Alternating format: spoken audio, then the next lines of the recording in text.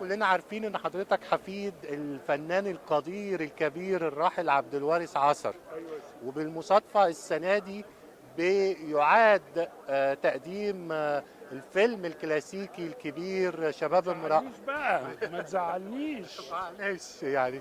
لان انت مش راضي عن المسلسل؟ لا، انا ما شفتش المسلسل. انا اللي زعلان منه ان انا كنت متفق مع الاستاذ انور صباح ان احنا هنعمل المسلسل ده، المنتج، ان احنا هنعمل المسلسل ده، وعشت عمري كله على امل بشخصية حسبه.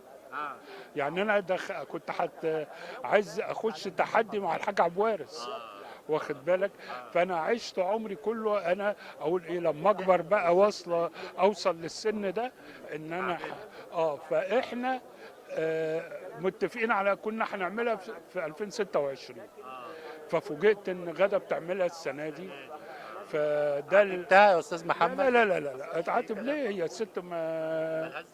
الست مالهاش ذنب، وهي عمل حبيته فعملته، هي اخرى من حقها.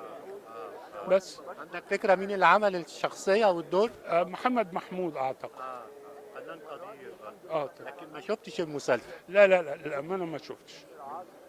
ما حصليش انا تقريبا ما بتفرجش على اي اعمال يعني. لكن غادة عبد الرازق في شخصية شفاعات، ناس كتير انتقدت، قالت تحية كاريوكا بالأنوثة المتفجرة بالشعبية اللي فيها الأصيلة، كانت إن قوي في الدور. شافوا إن غادة عبد الرازق يعني مش على مستوى تحية كاريوكا. الله اعلم. إيه رأيك الله حضرتك؟ اعلم. أنا عايز رأيك الشخصي. والله ما اعرفش يعني.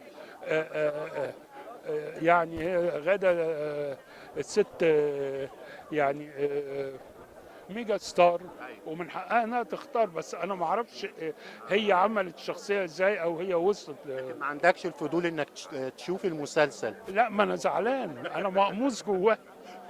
هتزعل اكتر لو شفته. والله ما اعرفش للامانه. لا انا بقول يعني لو حضرتك شفته هتزعل اكتر عشان الدور. عشان الدور راح مني. تمام.